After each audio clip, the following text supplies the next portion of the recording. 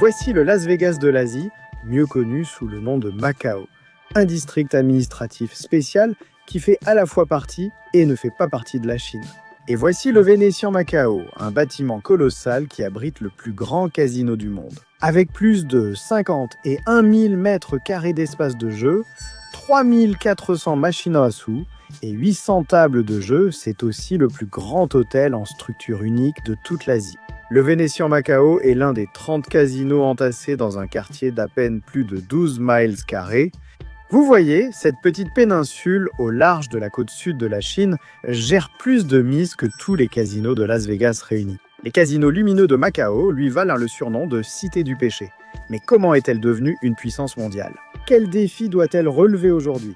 Et plus important encore, quel avenir attend le Las Vegas de l'Asie? À l'origine, Macao était un simple village de pêcheurs, un port calme servant d'abri aux marchands et pêcheurs chinois. Mais lorsque les commerçants portugais sont arrivés au XVIe siècle, tout a changé. Leur premier contact avec la dynastie Ming n'était pas diplomatique. Les premières tentatives de comptoirs commerciaux ont tourné à la violence et les Portugais ont enchaîné les défaites sur le fleuve des Perles. Mais les Portugais avaient un plan et refusaient de l'abandonner. En 1554, ils ont repris les négociations et obtenu un bail pour Macao. Pour quelques centaines de taels d'argent par an, le Portugal obtenait ce qu'il voulait. Un appui en Chine. Le petit port de pêche changea vite quand les Portugais y bâtirent maisons, églises et un conseil municipal en 1583 pour gérer leur colonie croissante. Désormais, Macao était devenu un maillon indispensable sur la route maritime reliant le Japon à l'Europe.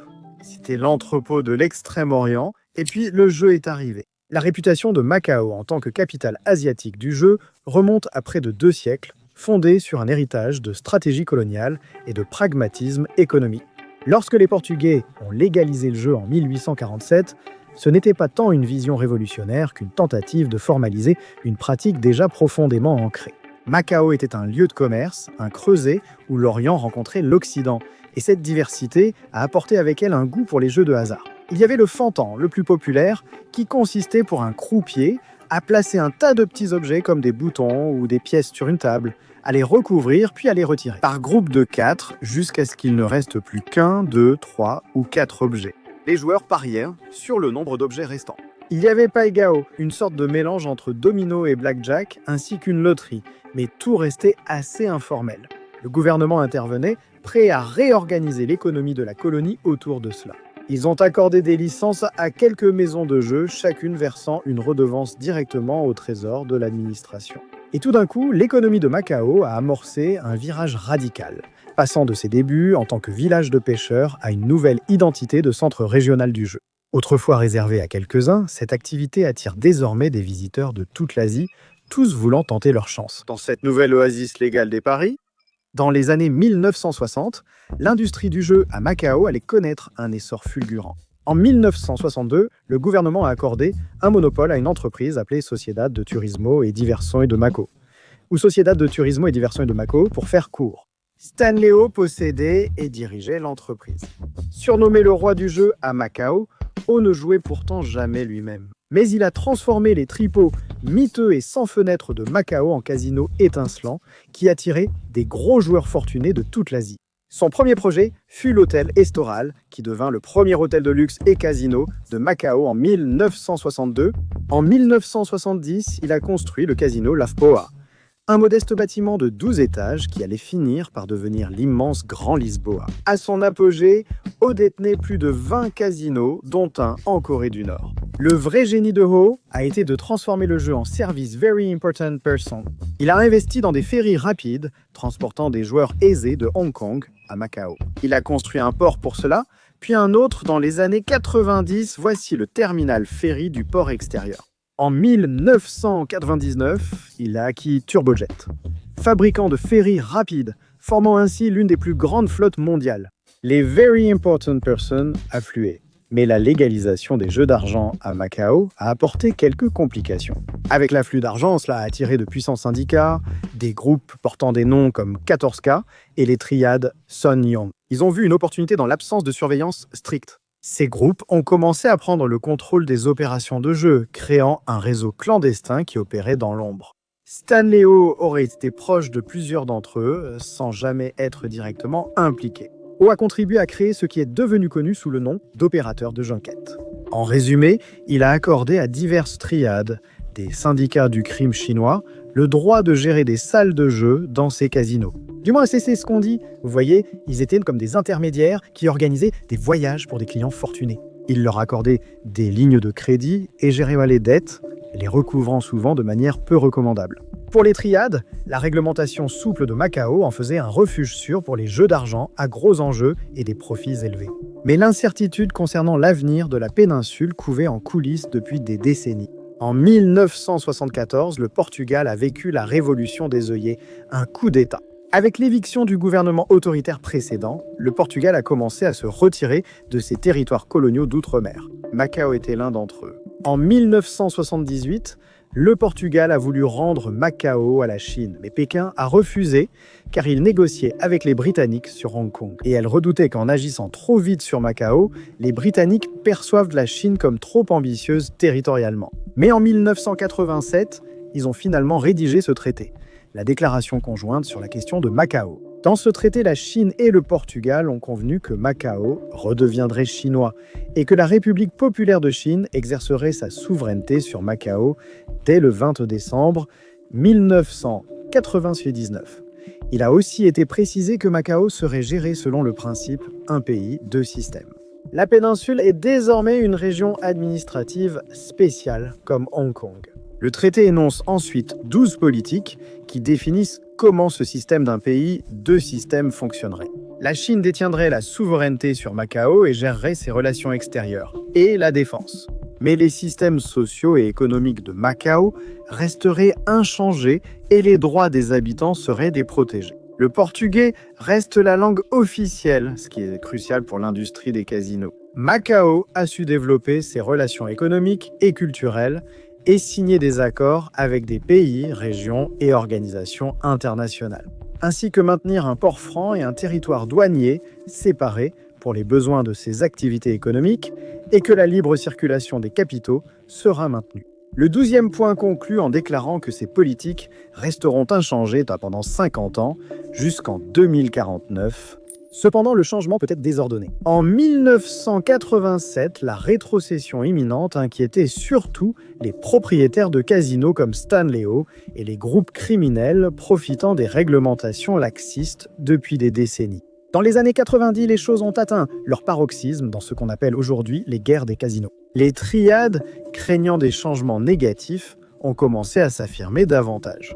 Alors que des triades rivales se disputaient le contrôle des junkets, leurs méthodes sont devenues plus violentes, avec des attaques ciblant les adversaires pour renforcer leur contrôle sur l'industrie.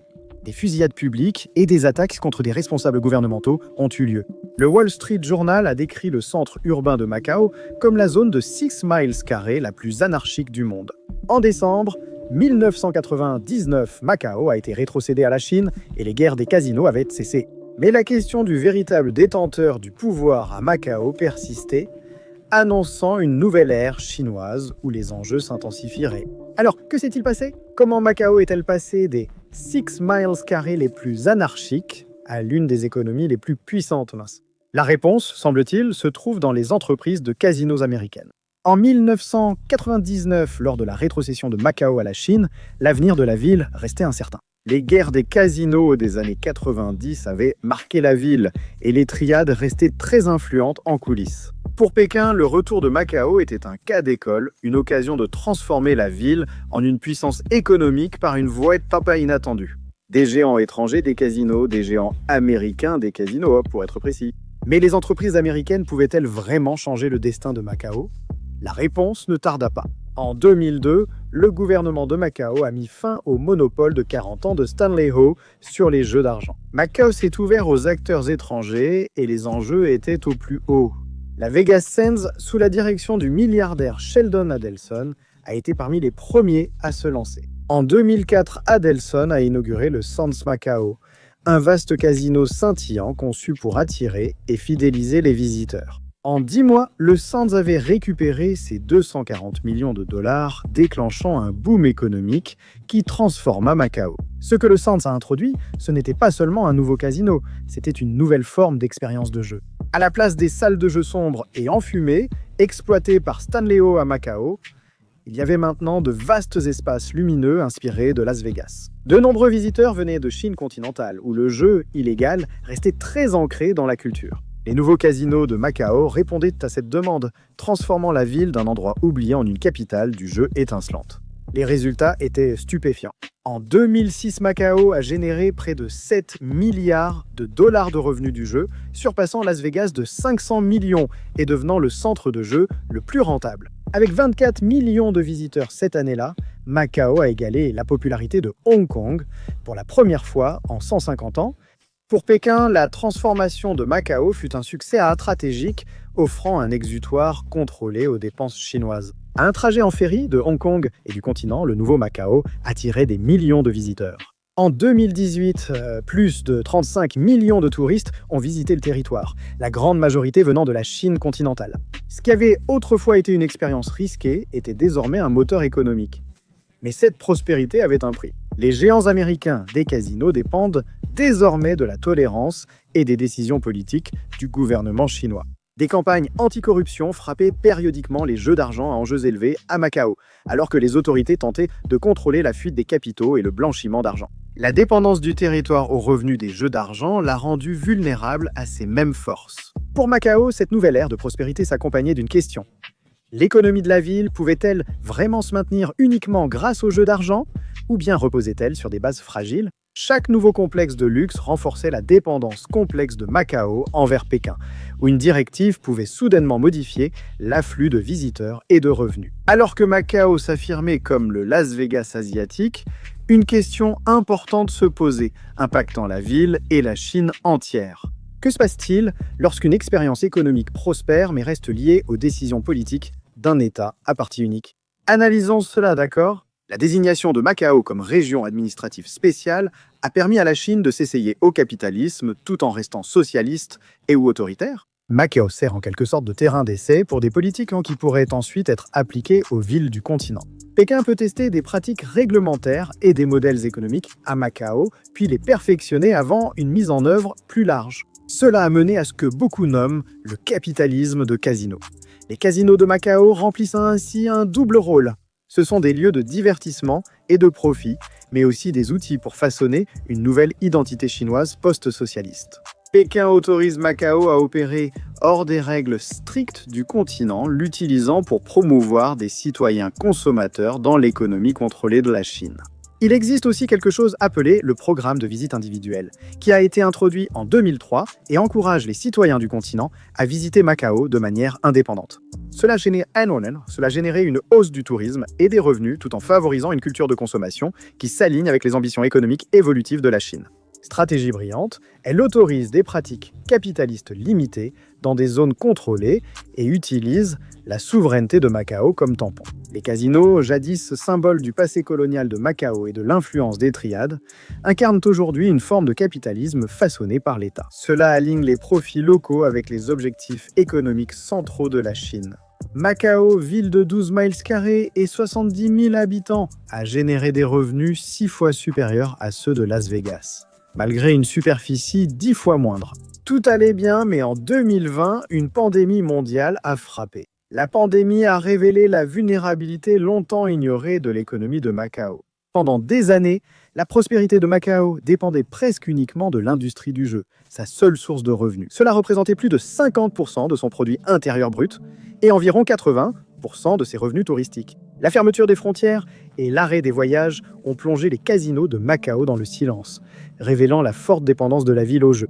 Soudain, le Las Vegas de l'Asie s'est demandé: Macao survivrait-elle si le jeu vacillait? Le gouvernement et Pékin ont vu cette crise comme un appel à agir. Des années durant, le gouvernement central a poussé Macao à se diversifier, inquiet de sa dépendance au jeu et de la fuite des capitaux chinois. La reprise de Macao tardant, les responsables ont intensifié leurs efforts. Pékin a limité le nombre de visites que les résidents du continent pouvaient effectuer à Macao et a sévi contre les gros joueurs soupçonnés de corruption. Ces gros joueurs, principalement des hommes d'affaires et politiciens chinois riches, génèrent en 43% des revenus du secteur. Les revenus bruts des jeux ont chuté de 45 milliards en 2013 à 22 milliards l'an dernier, soulignant l'urgence du changement. Pour renouveler leur licence, les 6 opérateurs de casinos de Macao, Wynn, Sands, Sociedad de Jogo de Macao, MGM Melco et Galaxy, ont reçu un mandat. Investissez fortement dans des projets hors jeu ou risquez de perdre votre position sur le marché. Ces casinos vont investir 136 milliards de dollars pour diversifier leurs activités, finançant centres de congrès et parcs aquatiques afin de faire de Macao une destination moins dépendante du jeu. Considérez le parc d'attractions high-tech de 60 et 1000 m² que prépare le groupe Galaxy Entertainment. Le groupe Galaxy a déjà étendu son complexe pour ajouter un parc aquatique et une salle de concert. Le vaisseau spatial Chimelong va bientôt devenir le plus grand parc à thème couvert du monde. Même si ces projets semblent prometteurs, le changement est plus simple à dire qu'à réaliser. En 2022, les jeux constituaient près de 95% des revenus touristiques de Macao, soulignant le défi à surmonter. L'expérience du gouvernement est aussi ambitieuse qu'incertaine.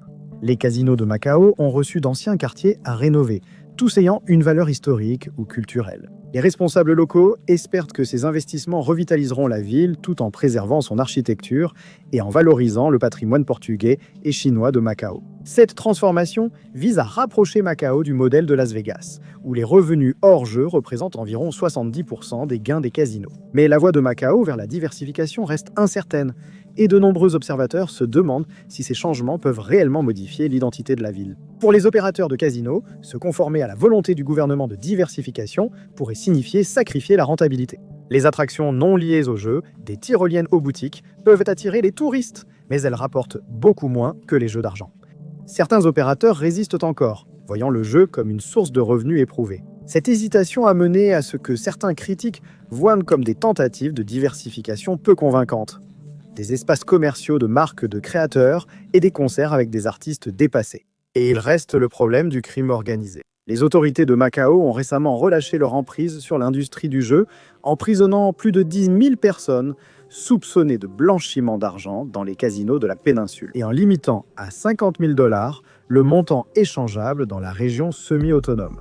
Cette restriction vise à freiner la fuite des capitaux et à contrôler le montant d'argent pouvant légalement être transféré de la Chine continentale vers Macao. Les visiteurs chinois sont limités dans le montant de yuan qu'ils peuvent échanger contre d'autres devises, y compris le dollar de Hong Kong, qui est largement utilisé à Macao. Une limite annuelle s'applique au retrait aux distributeurs et un plafond par transaction.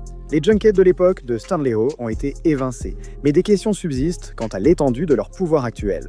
Macao, principal centre de jeux d'Asie, voit sa position menacée par de nouveaux concurrents investissant aussi dans les casinos. À Singapour, Marina Bay Sands et Resorts World de Sentosa, 2 complexes intégrés de renommée mondiale, augmentent la mise. Marina Bay Sands prévoit une expansion de 8 milliards de dollars avec une tour d'hôtel de 570 suites, une arène de 15 000 places et plus d'espaces de jeu. Ces ajouts renforcent la position de Singapour comme destination de jeux de luxe et attirent des millions de touristes internationaux. Les chiffres reflètent sans doute son attractivité. En 2023, les jeux d'argent à Singapour ont généré 37 milliards de dollars, faisant de la ville un rival de Macao. Les Philippines ne sont pas en reste non plus. La ville du divertissement de Manille transformant le pays en une véritable puissance du jeu. Les revenus des jeux d'argent aux Philippines ont atteint environ 5 milliards de dollars en 2023, et avec 6 milliards de dollars supplémentaires d'institutions attendues en investissement au cours des 5 prochaines années, la dynamique est évidente. De nouveaux projets voient le jour à Cebu et Clark pour attirer des touristes d'Asie, d'Europe et d'Amérique du Nord. Au fil de l'expérience, l'avenir de Macao demeure incertain. La transformation de la ville ne se limite pas à ajouter des attractions, elle redéfinit Macao. Les enjeux sont majeurs. Avec de nouveaux casinos qui émergent partout en Asie et la surveillance constante de Pékin, la survie de Macao en tant que capitale du jeu en Asie pourrait dépendre de sa capacité à s'adapter. Pour l'instant, le virage de Macao vers la diversification est un pari sur son avenir. Mais savoir si ce pari portera ses fruits reste une question à laquelle seul le temps pourra répondre. Merci de votre attention.